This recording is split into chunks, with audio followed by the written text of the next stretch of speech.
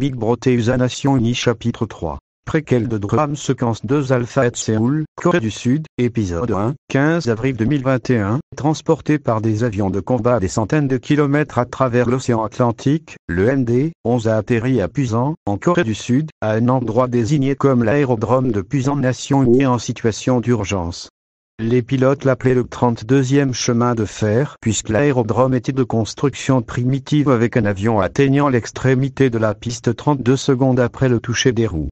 Une escouade de personnel de sécurité de l'armée de l'air est montée dans le bus aérien géant et a donné une briefing comprenant les dernières nouvelles de Séoul, dont le gouvernement était sur le point d'envoyer des ogives nucléaires à Pyongyang, Corée du Nord. Et Pyongyang était en train de riposter avec ses propres ogives nucléaires. Et mes camarades sont sortis du MDIB et ont été accueillis par la sonate de la Seconde Guerre de Corée. Plus vite que la vitesse de la lumière, nous avons entendu une cacophonie d'assauts de chasseurs à réaction, de bombardements d'artillerie d'obusiers, d'hélicoptères de combat, de grenades propulsées par roquettes, de mitrailleuses, de canons et d'armes légères, boum de feu, kabom, bam bam, papa, et ainsi de suite. Après un séjour de 3 jours à la base aérienne de Pusan, nous sommes montés à bord des bus qui devaient nous emmener à nos emplacements assignés. Escortés par des véhicules militaires blindés lourds pour la sécurité, nos chaperons, les bus ont dévalé la ruboise et soulevé la poussière. La chorale de la Deuxième Guerre de Corée a interprété une comédie musicale sur la mort. Soudain, les bus devant se sont arrêtés sur le bord de la route. Le personnel s'est précipité hors des bus. Quelqu'un a crié « Mettez-vous à couvert ». Notre bus a hurlé, puis s'est arrêté et s'est garé irrégulièrement le long d'une courbe dans le chemin de terre.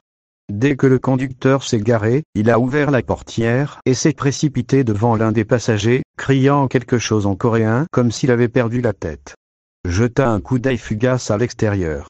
Les soldats et tout le monde s'efforçaient de trouver quelque chose derrière ou sous lequel se cacher. Plusieurs étaient recroquevillés en balles protectrices et s'étaient recouverts de couvertures. J'ai progressé lentement. Ma réaction tardive était le résultat de ma perplexité et de ma réticence à croire ce que je voyais. Un soldat m'a attrapé par le col et m'a traîné hors du bus. Un autre m'a poussé par derrière.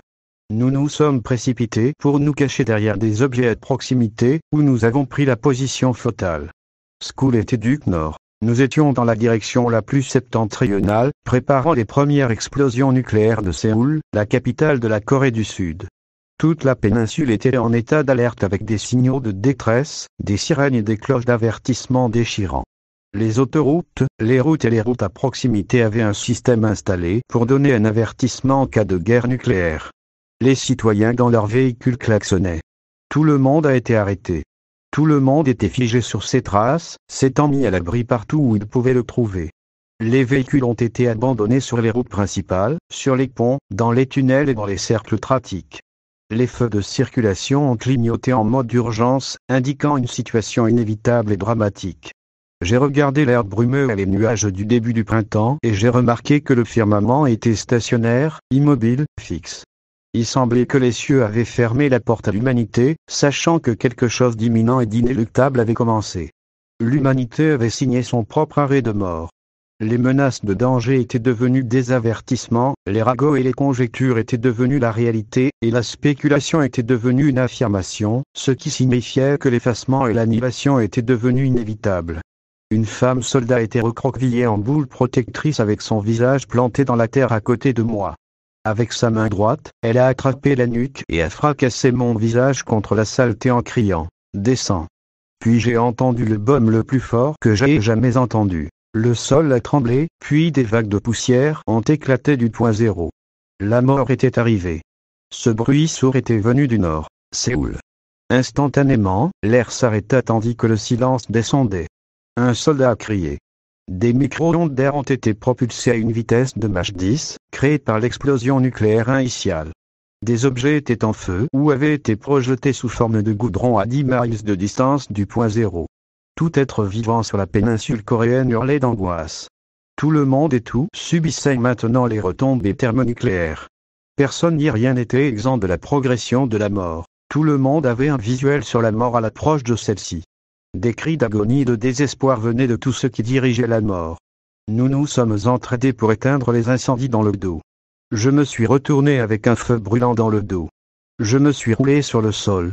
Une fois le feu éteint, j'ai fourni de l'aide à d'autres, qui ont ensuite été dans le besoin. Un soldat a crié et s'est déchaîné.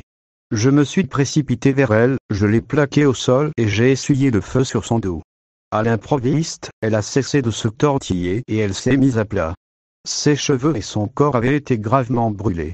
La conduisit jusqu'à la morgue extérieure temporaire et plaça son cadavre à côté des autres cadavres. Une odeur inquiétante, une odeur dégoûtante, une odeur désagréable, l'odeur de chair humaine brûlée, tomba sur la péninsule. Au milieu de plus de cris et de hurlements. J'étais partout, faisant ce que je pouvais pour aider. Je suis tombé à Metensee, le visage dans la boue, et j'ai prié. Un Dieu tout-puissant, donne-nous la force de continuer. 2 soldats mâles ont sprinté et ont vérifié mes signes vitaux. L'un a demandé. Soldat, ça va? L'autre a vérifié mon pouls et a dit. Elle est vivante avec des brûlures au dos. Ils m'ont transporté dans un poste de secours de fortune et m'ont placé à côté d'autres personnes blessées. M'a donné une migraine. J'ai pensé, Big Broteusa, que ferez-vous face à la firma géopolitique? Cette fois, Big Broteusa, nous sommes dans un bourbier, et vous n'avez pas de solution connue. L'humanité avait signé son propre arrêt de mort. Comme prévu, des nuages en forme de champignons se sont formés après l'explosion des ogives nucléaires d'une mégatonne fendue. Les énormes nuages se sont déplacés sous le vent à une vitesse de 70 à 140 mph, dégageant des panaches de fumée en spirale. Tout sous les nuages était sombre et nettement plus froid. Tout à Séoul et le nord avait été vaporisé. La zone était maintenant couverte dans les retombées radioactives. Des quartiers entiers avaient été nivelés, les nuages de champignons flottant au-dessus de leur tête, la préquelle du Fallour. Les retombées arrivent. Mettez-vous à l'abri, a crié une femme membre du service. Nous avons tourné les visages du défunt vers le sol. Nous nous sommes rassemblés pour former un groupe et nous nous sommes préparés aux boules de feu venant en sens inverse. Partageant des couvertures militaires résistantes à la chaleur, nous nous sommes préparés aux retombées. Apportez-le, a crié une femme soldat. Sans ado furché, sous le vent de l'explosion de sol, les retombées avaient commencé. Le vent a contribué à diffuser le rayonnement, augmentant la gravité de toute exposition à l'uranium appauvri. Déjà, les créatures vivantes subissaient les mauvais effets alors que le nombre de fatalités continuait d'augmenter.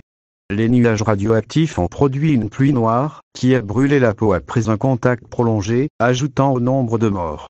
La pluie noire s'était formée lorsque la fumée soulevant des pneus avait atteint le point de couvrir près de 80% de la région industrielle de Séoul. Pour ajouter à la misère, une énorme quantité de produits chimiques toxiques avait été libérée dans l'air. Big Broteusa Nation Unie Chapitre 3. Préquel de Drame Séquence 2 Alpha at Séoul, Corée du Sud, épisode 1, 15 avril 2021, transporté par des avions de combat à des centaines de kilomètres à travers l'océan Atlantique, le MD-11 a atterri à Pusan, en Corée du Sud, à un endroit désigné comme l'aérodrome de Pusan Nation Unie en situation d'urgence. Les pilotes l'appelaient le 32e chemin de fer puisque l'aérodrome était de construction primitive avec un avion atteignant l'extrémité de la piste 32 secondes après le toucher des roues. Une escouade de personnel de sécurité de l'armée de l'air est montée dans le bus aérien géant et a donné une bulletin comprenant les dernières nouvelles de Séoul, dont le gouvernement était sur le point d'envoyer des ogives nucléaires à Pyongyang, Corée du Nord. Et Pyongyang était en train de riposter avec ses propres ogives nucléaires. Et mes camarades sont sortis du MDIB et ont été accueillis par la sonate de la Seconde Guerre de Corée. Plus vite que la vitesse de la lumière, nous avons entendu une cacophonie d'assauts de chasseurs à réaction, de bombardements d'artillerie d'obusiers, d'hélicoptères de combat, de grenades propulsées par roquettes, de mitrailleuses, de canons et d'armes légères, boum de feu, kabom, bam bam, papa, et ainsi de suite. Après un séjour de 3 jours à la base aérienne de Pusan, nous sommes montés à bord des bus qui devaient nous emmener à nos emplacements assignés. Escortés par des véhicules militaires blindés lourds pour la sécurité, nos chaperons, les bus ont dévalé la rue Boise et soulevé la poussière. La chorale de la Deuxième Guerre de Corée a interprété une comédie musicale sur la mort. Soudain, les bus devant se sont arrêtés sur le bord de la route. Le personnel s'est précipité hors des bus. Quelqu'un a crié « Mettez-vous à couvert ». Notre bus a hurlé, puis s'est arrêté et s'est garé irrégulièrement le long d'une courbe dans le chemin de terre. Dès que le conducteur s'est garé, il a ouvert la portière et s'est précipité devant l'un.